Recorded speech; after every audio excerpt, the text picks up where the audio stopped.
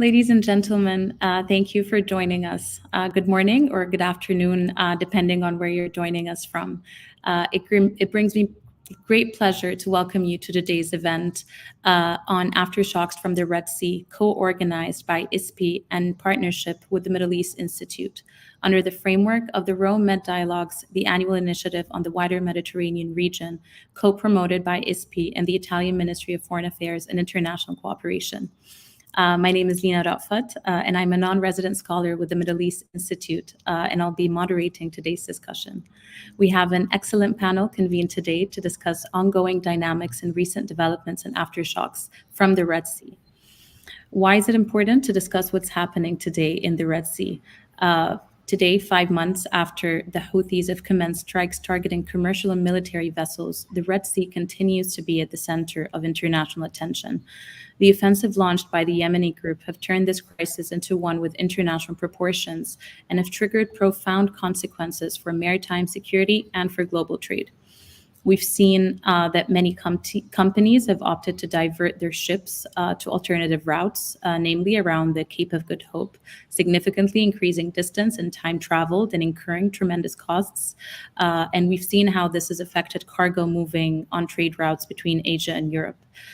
In addition to these economic reverberations, we've also seen a series of responses to the Houthi attacks, including most notably the redesignation of the group as a terrorist organization by the US, harsh sanctions imposed, and airstrikes by the United States and Britain.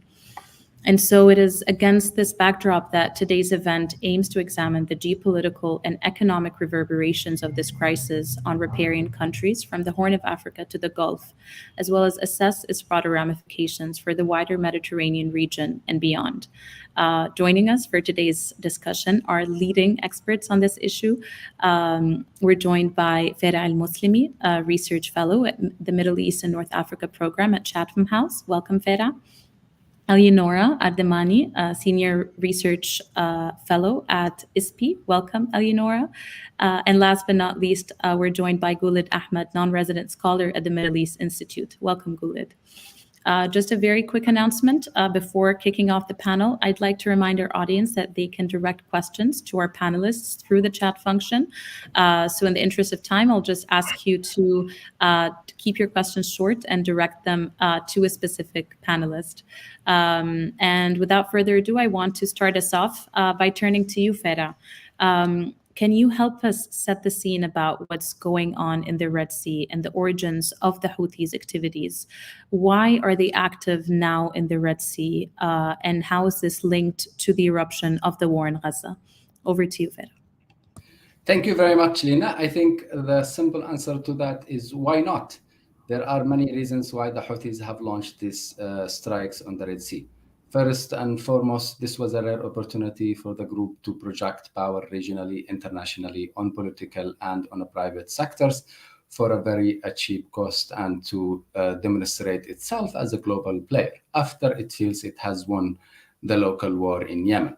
So that's the direct personal calculation map of the Houthis. The second ideological calculation map of the Houthis, which they believe is genuinely of these attacks, is they actually think they are helping Palestine and they are also in a war with the United States. So this attacks and obviously the crisis in Gaza, but also the recent US-UK airstrikes are basically an opportunity for the Houthis to practice their ideology in fighting the Americans and the West overall. And number three, this was also, if we look into the regional aspects, this was the launch of a new axis of resistance front line from Iran. Iran has a projected power in different ways in Syria, in Iraq, in Lebanon, and other parts.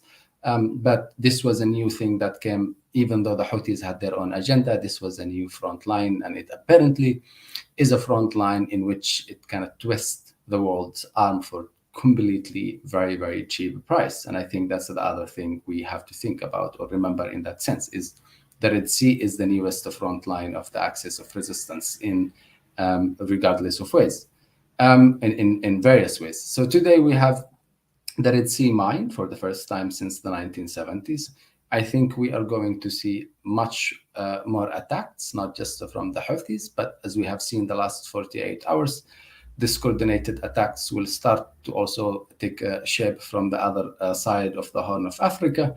And I don't think on the long term, the US-UK airstrikes will actually be able to deter the Houthis as much as we would like to imagine.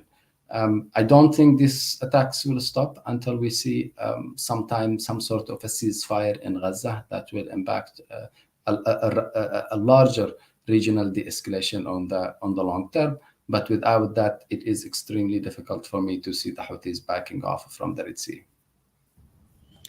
Thank you so much, Farea. I think you're starting us off very strong, and you're giving us a lot of things to think about. And maybe turning to you, Eleonora, I want to zoom in really on what are the political and economic ramifications of these dynamics which Farea laid out, and what are the wider regional implications at play here, and more specifically also what are the risks for wider escalation in the region. Thank you, Lina. There is a plenty of regional implications here, especially for the GCC states, the states of the Gulf Cooperation Council, who are engaged in a very complex project of post-oil economic diversification.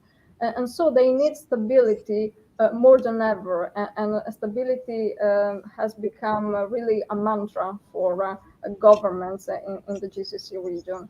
The fact that the 2022 national truce in Yemen, which has technically expired, has been more or less holding on the ground in Yemen, and the Houthis has not resumed so far attacks against Saudi Arabia and the United Arab Emirates, is something that helped the GCC states to go on with their stability-oriented foreign policy.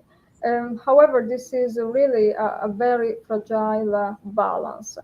And differently from the US and also the EU, the GCC states were perfectly aware of the Houthi militant threats, and for the reason that they were repeatedly attacked by the Houthis between 2016 and 2022. And Riyadh thought that opening a de-escalation process with Iran in 2023 would have promoted more stability in the region. In part, this is true, but however, we see that at maritime level, the Saudi-Iranian diplomacy hasn't been paying off. And so we see now really a flashpoint in the Red Sea. And there's also a specific region, in my view, since the Houthis are not proxies of Iran. They are partners, in my view, and this makes a big difference in terms of decision-making and also of autonomous agenda in the region. There's a world view that the Houthis and Iran share, but on the other hand, the Houthis have their own local agenda to pursue. So I think the Saudis will try to continue to invest in diplomacy and dialogue with Iran, also with the Houthis. If you think that bilateral talks are still ongoing, as the GCC Secretary General told a few days ago in an interview. But I think that bilateral talks with the Houthis are for Saudi Arabia now an attempt to insulate themselves, to insulate the kingdom from a possible resurgence of Houthi attacks against Saudi Arabia. So maritime security is a shared security goal for all the GCC states, but we see different public reactions from Gulf capitals to the airstrikes that the Americans and to a lesser extent also the British are carrying out against the Houthi military sites in the northwest of Yemen. For instance, Bahrain is the only GCC state who overtly joined the Prosperity Guardian, the US-led naval mission. And on the other side, Saudi Arabia expressed a great concern about the issue, and the UAE stressed that the Houthis' attacks against the maritime trade are something unacceptable. So this is another nuanced position. Qatar stated that the solution is never a military one. And even Oman, which is the in our belief and is understood that Muscat is really the mediator in the region, and also Muscat has a dialogue with the Houthis and mediated very much between the Houthis and also the UN and Saudi Arabia. Condemned the limited airstrikes of the US against Houthi military sites. So we have different nuanced voices also in the GCC. There's a final point that I would like to stress about the economic implications of this crisis. And we see that disruption in the Red Sea has been opening new routes for commercial trade in the Gulf region. Since, for instance, the United Arab Emirates and Israel are increasing a land route, which is the Dubai Haifa, connecting goods arriving at Jebel Ali in the Dubai port with the Israeli port of Haifa, passing through roads in Saudi Arabia and Jordan. So this means that despite the Gaza war, the process of the Abraham Accords is moving ahead, and this is a good news not only for regional stability, but from a European perspective, I would say this is also good news for ambitious projects. For instance, I think to the EMEC, the economic corridor. So I stop here for now. Thank you so much, Eleonora. And I think you raise a lot of very important points, not just about the economic ramifications, but also about the varied reactions to the crisis from different countries in the GCC. And I mean, maybe with that, I also want to turn to Guled to look also about the impacts of what's happening in the Red Sea on dynamics in the Horn of Africa. So maybe if you can start us off with just framing on how what's happening in the Red Sea is impacting the Horn, and then later in the discussion we'll dive into more about the networks of these different actors. Over to you, Guled. Thanks, Lena. Just the escalation in the Red Sea had a spillover effect in Horn African countries, geoeconomically and geopolitically. From geoeconomic point, if we look at it, before the Red Sea escalation started, the Russian and Ukraine war had a huge impact economically in African countries, especially in the Horn African countries. So, and some of these effects are what I call the triple F shocks. What is that? Basically, fuel, fertilizer, and food. All of that inflation had inflation costs, higher inflation costs for the food and fuel. So the Red Sea escalations became a double whammy kind of thing. Basically, if we start with the Bab el-Mandeb joke, which is pretty much is the Horn Africa, the heart and the Red Sea area. Before, starting from December of 2023, there was about 73 ships per day that was passing by.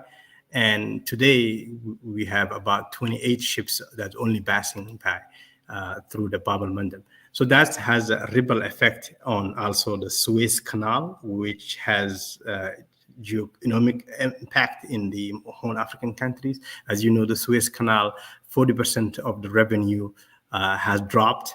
And also, so this forced a lot of ships to reroute and increasing the cost and the insurance on a lot of the ships. This has also ripple effect on the Horn African countries in terms of the fuel price, the food price, all have increased. Now, looking from the geopolitical aspect, the what I call state actors and non-state actors are benefiting from these crises. So I will start at 3 countries, mainly Djibouti, China, and Iran. As you know, Djibouti was proactive during the Saudi and UAE-led initiative attacks against the Houthis.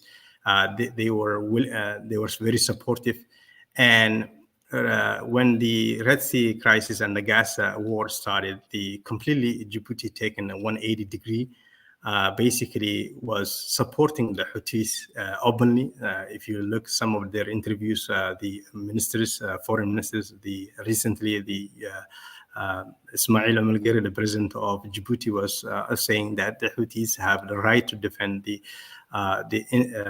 rights of Palestine, and they were literally supporting also Hamas, which was kind of a shocking. And also, Djibouti further demanded the U.S. and allies not to launch attack from using their territories and soil against the Houthis. To make matters worse, Djibouti started recently facilitating or assisting Iranian spy ships or ghost ships that assisting Houthis that providing intel that attack the commercial ships, which was kind of odd. And some of these ships, the Iranian ships, are staying within the waters of the Djibouti and also docking their ports. And also China has a Navy base in Djibouti, and some of these Iranian ships are seen docking in the Chinese naval port in Djibouti. So you can see the relationship between Iran, Djibouti, and China coordinating somehow indirectly or directly against the allies in the Bab al-Mandab or Red Sea, attacking the Houthis. In addition, China is benefiting all of this is because, number one, a lot of its ships has been escorted by the U.S. allies. In addition, it is learning this process, the Houthis, how they are attacking, how they are, defending, and how the allies are responding. And they taking some of that lesson learned into the South Sea China, which we are seeing recently, attacks against the Philippines, and probably preparing in the future the Taiwan, political and maritime issue in the future. So that's one part. The other non-state actors, like the Al-Shabaab, the pirates, and the including the Houthis as well, seen reduction or shall I say that a deterrence of some of their illicit activities. As you know, Iran was transporting illegal arms through the Houthis for using Shabab link. And some of that, what happened, and the pirates also tried to use some of that basically in this area, and wasn't working because the Red Sea area and the Gulf of Aden pretty much became militarized, a lot of securitization that has affected their operation. So in general, the overall the escalation of Red Sea had a huge impact on a lot of the state and non-state actors, geopolitical and geoeconomically. Thank you so much, Guled, and I'll get back to you on the relationships between the state and non-state actors, because I think this is extremely important and we would need to unpack it a little bit further. But before doing so, I want to turn back to you, Farea, and I think after hearing about the implications, both economic and political, of what's happening in the Red Sea, and I think maybe building on your previous intervention, you seemed not very happy with the state of responses. So maybe if you can let us know a little bit about your opinion about existing responses and to what extent they're actually effective. That's number one. But also number two, in your opinion, and given that you mentioned that you believe that the attacks, these coordinated attacks, will keep increasing, what is the solution really? How can freedom of navigation be reestablished and restored? Or at the very least, how can we reach a minimum threshold of security for shipping companies to be incentivized to resume their traditional trade routes through Bab el-Mandeb Strait? So back to you, Farea. Let me maybe start by what I concluded with in my last intervention, which I think the door or the key to the escalation in the Red Sea and in the Middle East overall starts in Gaza.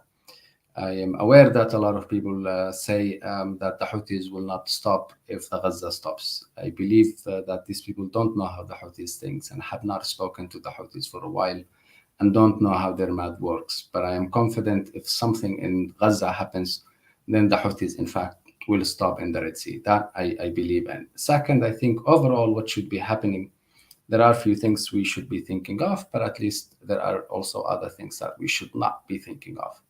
While it can and it should make sense to protect ships in the Red Sea in a way that's military there, I do not think it's helpful or actually will make a difference. In fact, rather the opposite, to bomb Yemen. Protecting ships in the Red Sea and bombing Yemen are two very different things, and I believe will have a totally different consequences. So let's start with what we are doing currently and don't do.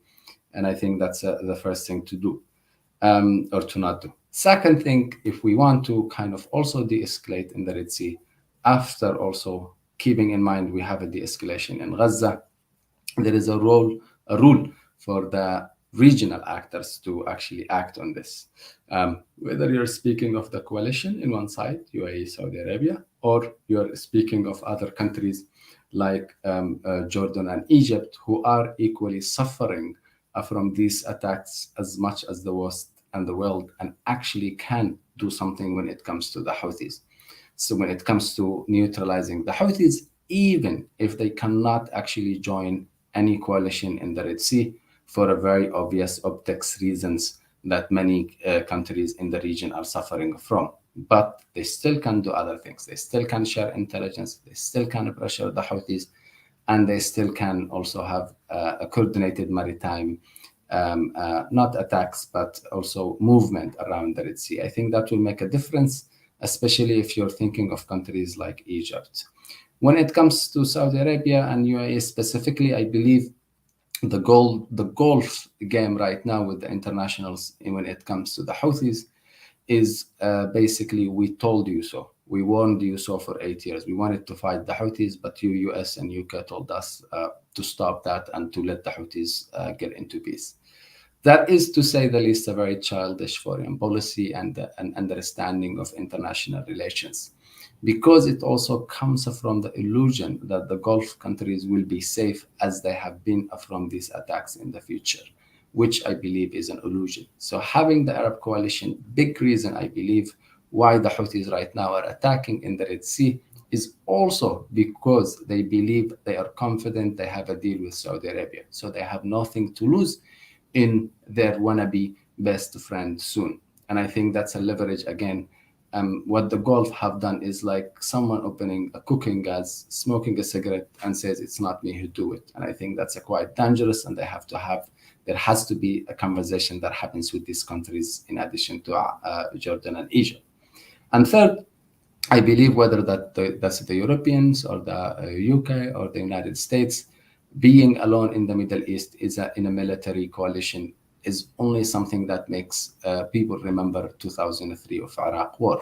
Hence, acting in the Middle East has to happen within international frameworks, including, and most importantly, the UN General Assembly, the United Nations multilateralism. No one so far has delegated the US and the UK or the European Union or anyone to go to the Red Sea. No one has delegated anyone to go and start on airstrikes in Yemen. So projecting force outside in the UN General Assembly, and I insist not the UN Security Council, but the UN General Assembly and the Global South, who are suffering as much as the West from this, is a strategic mistake that everyone has been doing and should remain doing, should actually avoid if they want to continue to neutralize the Red Sea and attacks there.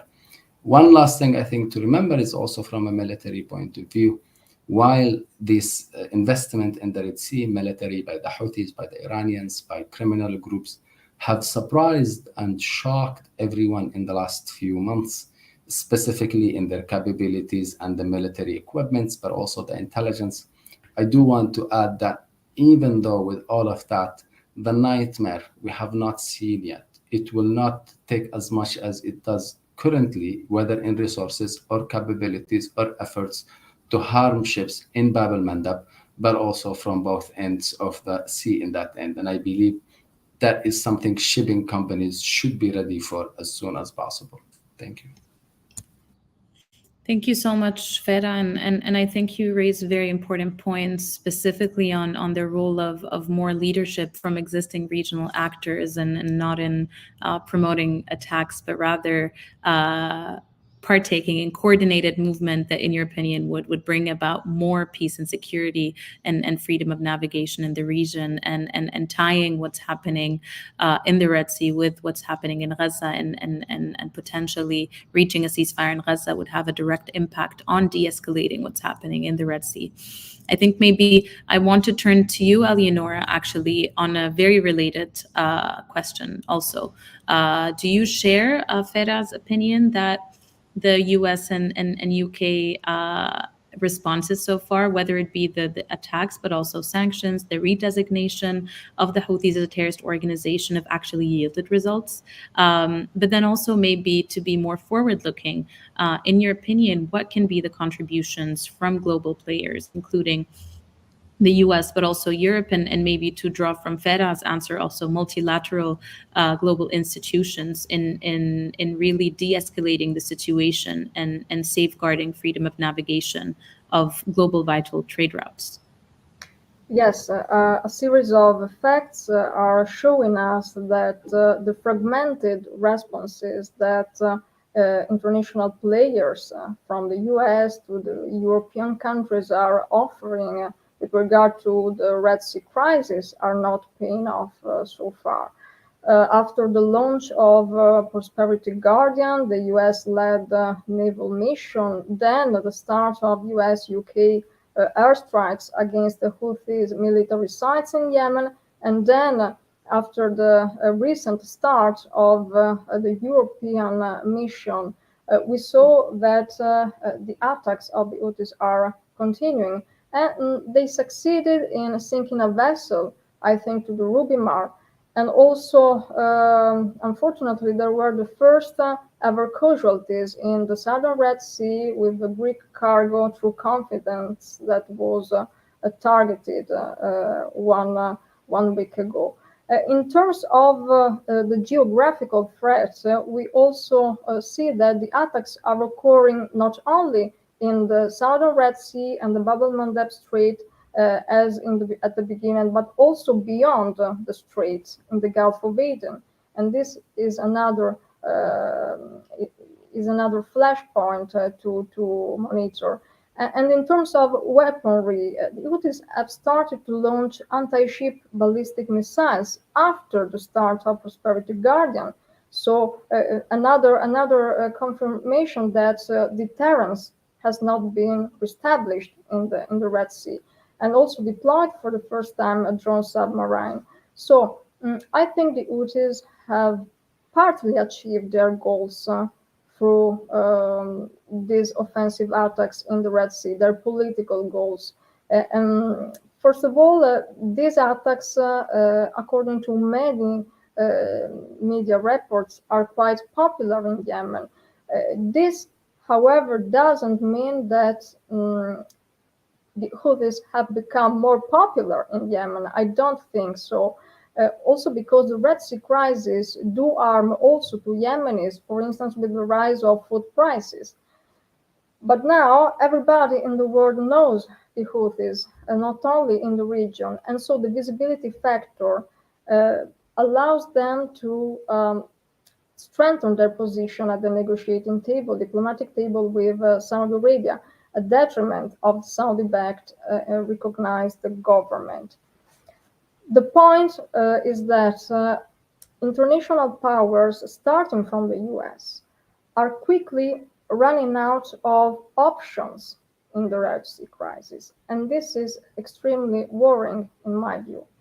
So the US has adopted an incremental strategy so far, starting with the mission Prosperity Guardian, then with limited airstrikes and with sanctions, designating again the Houthis now as global terrorists and no longer as a terrorist organization as before. But this has proved not to be enough. And I think that for the US has become increasingly difficult to really support a diplomatic process in Yemen towards a national ceasefire. Since a bilateral ceasefire between the Houthis and Saudi Arabia would de facto freeze territorial positions on the ground. And this means that the Houthis would continue to control much of the northwest coast of Yemen, and so the Red Sea coast of Yemen. And I ask myself, how does the US can accept now that most of the Yemeni western coast can be ruled also in the future by the Houthis? How can the US trust this actor? And so I listened with very interesting the words of Farea in the previous speech. I think the key is building on regional leadership, and so hoping that regional actors, regional state powers, starting from Saudi Arabia and Oman, can offer sustainable compromise. I think that Yemen and also international actors must really hope to find a sustainable compromise in order to at least mitigate not only the Red Sea crisis, but give an hope to national ceasefire prospects in Yemen. However, I think that as long as the Houthis will continue to hold much of the northwestern coast of Yemen, it will be really difficult to find a way out from this destabilization. Thank you so much, Eleonora, for this answer. And maybe to turn back to Guled, I wanted to, I think, build on your previous answer regarding the ties between the different actors in the Red Sea. So from the Houthis to Al-Shabaab to other piracy networks in the Red Sea, how have the recent developments and responses, so you were talking about the region becoming increasingly militarized, how have these impacted the activities of these networks in the region? Yeah, so the ties between these different axes, different actors in the Red Sea, both state and non-state actors, is pretty much limited to southern part of the Red Sea and mostly in the Gulf of Aden. So the biggest domino factor here is Iran. Iran has a, is very much interested to have influence in Horn Africa, as to expand its influence also into the Indian Ocean part. Recently, I was listening one of their journalists talking about that building nuclear technology is less important compared to having the naval bases or influence in the Horn Africa and Indian Oceans area. Iran provides illicit weapons and fuel to Houthis through Al-Shabaab network, and that's where the relation comes. So before the Gaza war, there was no relationship, strong relationship between Al-Shabaab and the Iranis directly. So to break it down, also the other state actors involved in this area also.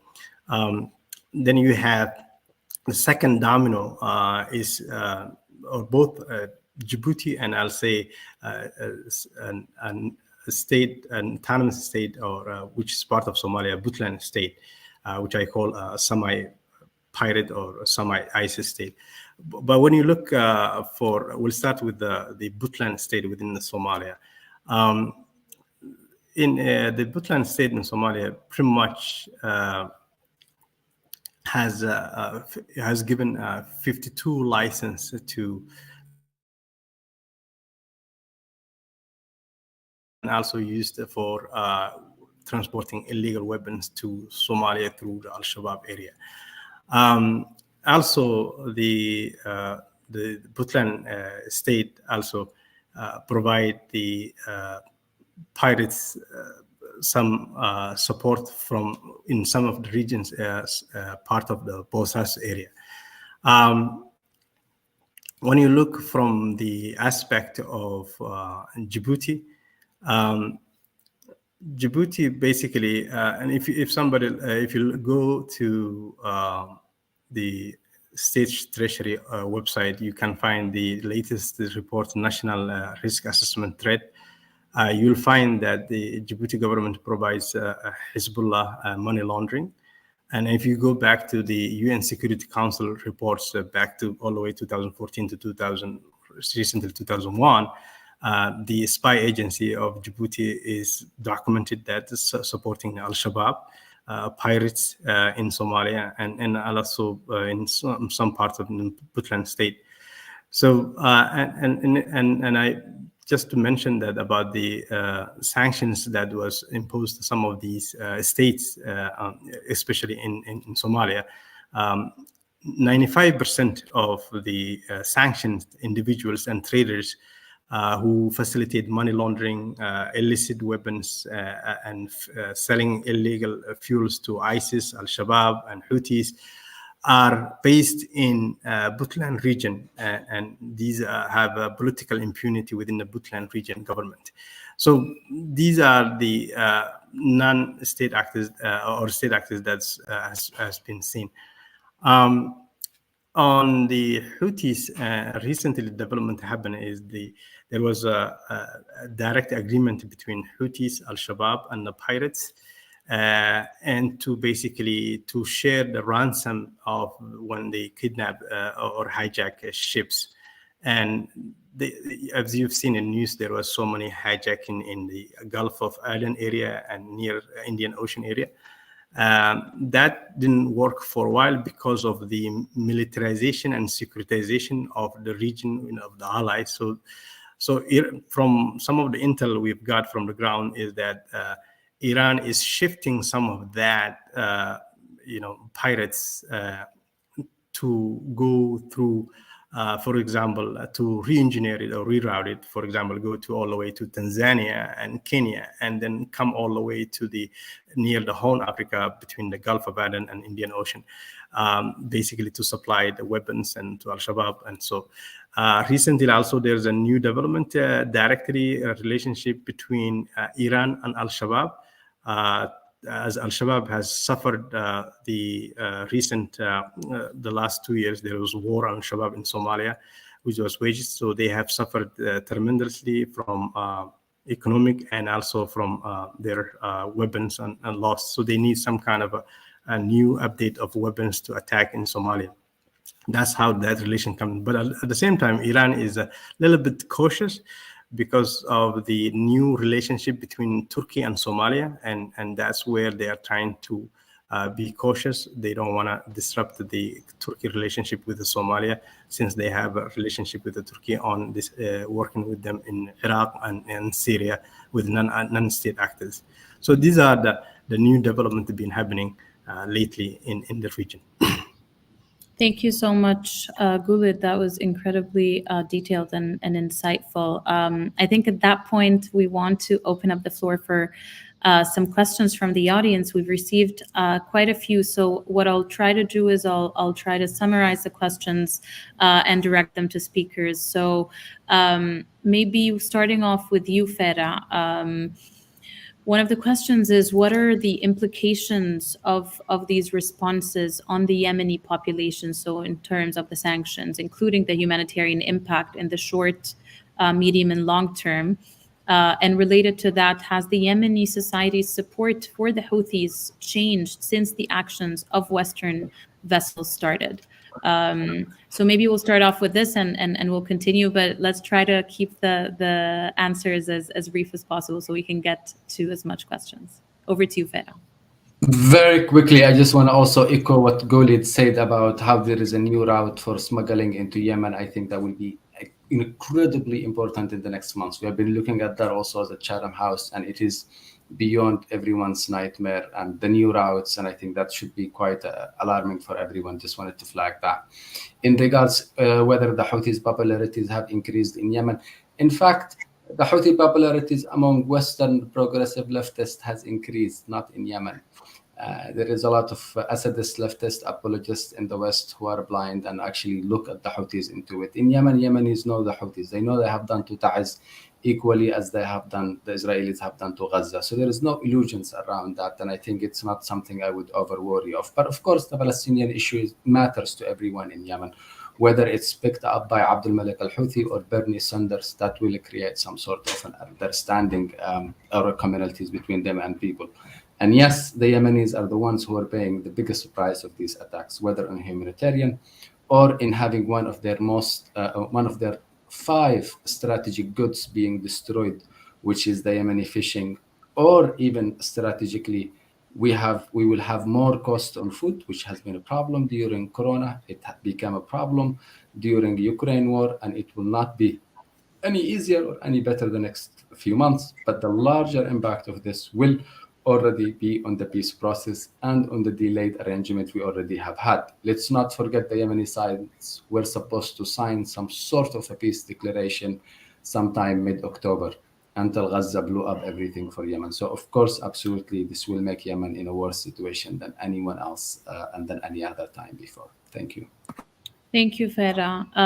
Now turning to you, Eleonora, there is a question addressed to you on how is this crisis affecting the development and implementation of the Saudi Vision 2030? If you have any quick thoughts on that as well. I think that in the short term, the Red Sea crisis has not been affecting the Saudi economy. Saudi Arabia has invested a lot on the development of the Red Sea coast with projects related to Vision 2030, also with the export of oil through Petroline and the pipeline that conveys the oil from the eastern region to Yambu and then towards the Red Sea. But this is about the central to northern part of the Red Sea, not the southern Red Sea. And also there isn't an impact with regard to tourism so far, differently from Jordan and also from Lebanon, which were very impacted about the Gaza war and the Middle Eastern crisis. So I think that in the short term, Saudi Arabia isn't affected, and also its reforms aren't affected by the crisis. But in the medium to long term, I think that Riyadh is concerned about investments and also about the mood of instability that is still here in the Middle East, but will also expand if, for instance, there's an enlargement, a further enlargement of the crisis. So I think this is something that the Saudis still want to avoid, and so they will again and again opt for a diplomacy-oriented foreign policy.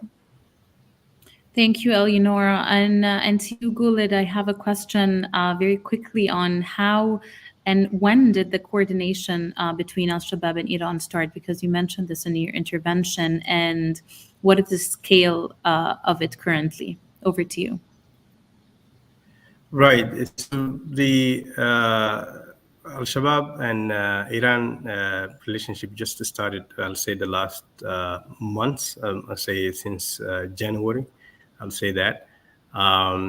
And basically, Al-Shabaab, as I said, is suffered the losses of looking for new weapons to deter Somalia government and its allies. So Iran is kind of helping. And in Iran is actually right now, the reason is coming up to this area is basically they want to set up a similar Houthi type actors in Somalia and in Horn Africa. And the closest place they can get is Al-Shabaab recently is been moving towards the northern part of Somalia, or I'll say in the eastern part of the Puntland and also the also Somaliland region. That's where they are stopping and basically regathering. So Iran is basically resetting on that, helping them on providing new weapons. In exchange, as you know, Iran also been, Al-Shabaab was helping them to mine uranium in one of the regions in Somalia, Guled region, which has been disrupted by the war on Al-Shabaab recently. So all of that, Iran is trying to get back to Horn Africa region pretty much through Al-Shabaab. Thank you. Thank you so much, Guled. And I think we're running out of time, but I want to ask our panelists one final question. I'll give you each 30 seconds to 1 minute to discuss. But based on your interventions, I think it's becoming extremely clear that Red Sea security is extremely multifaceted, complex, and interconnected, and it's a long-term issue. So it's not an issue that will be resolved within the next weeks or even months. And so accordingly, and as we wrap up the discussion, I want to hear from you very briefly on what are the events or triggers or indicators that you will be looking out for that will either escalate or diffuse the situation in the Red Sea, and how do you anticipate this to play out moving forward? Very briefly, starting off with you, Farea. Three things will impact things positively or negatively on the Red Sea. That's a ceasefire in Gaza, ceasefire in Gaza, ceasefire in Gaza. I cannot emphasize that enough. Thank you. Thank you, Farea, for this. Eleonora, over to you. I agree. I think that durable ceasefire in Gaza would push the Houthis to stop from attacks. But I also think that the Houthis have learned that these maritime attacks are paying off for their political strategy. And so we haven't to take for granted that the Red Sea will be a stable waterway.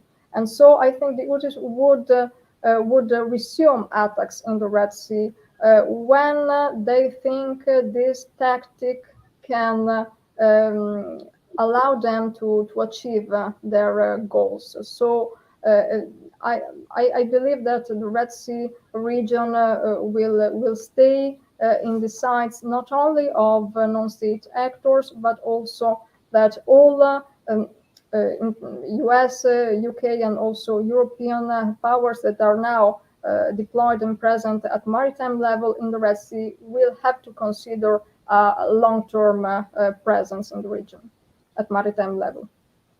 Thank you, Eleonora. Guled, I think, yeah, over to you. Can you repeat the question? Sorry.